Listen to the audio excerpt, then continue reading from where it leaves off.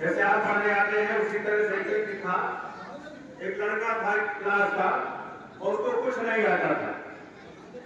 जब भी उसे सुना जाए, एक मास्टर साहब थे संस्कृत पढ़ाने वाले, तो डेली संस्कृत की वो सुनते थे तो डेली उसको मारते थे। तो एक दिन कहा रहने तो आपको नहीं मारेंगे। फिर क्या हो गया, कहा तुम यहाँ आओ, अपने बाप बुलाकर रेखा दिखाओ। रेखा क्या तुम्हारे कहा आपके हाथ में विद्या की तो रेखा नहीं है, आज से आपको नहीं मारेंगे। तो उसने कहा कौन सी रेखा विद्या की होती है? तो उन्होंने दिखाया अपने हाथ में, और एक दो लोग कहा रेखा पे है नहीं, तो आपको विद्या कहां से आएगी? आज से आपको नहीं मारेंगे। वो शाम को गया और छूने से अपने हाथ में उस रेखा को बना लिया। और रेखा को जब बना लिया तो अगले दिन आया तो उसके हाथ में पूरा घाव हो गया, फिर बनाया। तो कहा तुमने तो हाथ ही काट डाला, ऐसा क्यों किया?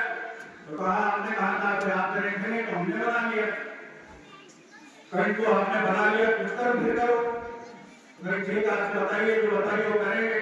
तो कहीं ये काम करना है आपको,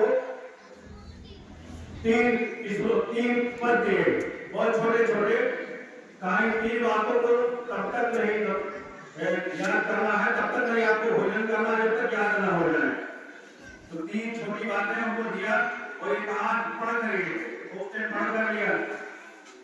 अगले दिन आया सुना दिया, अगले दिन फिर कुछ कहा फिर सुना दिया।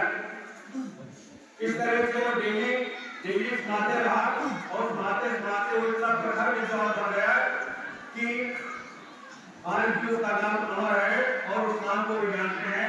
वही आपके आज जीवन में बहुत ही संस्कृत ग्रंथों को लिखे हैं, और वही आपके पतंजलि, जो पतंजलि संस्कृत के कार्य विद्वान हुए हैं, उन्होंने तो 3 पुस्तकें भी लिखी हैं।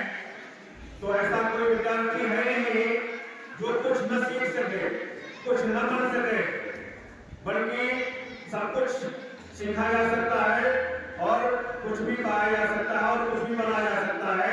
उसके लिए कर्तव्य तब चाहिए। जैसे पार्वती जी को जब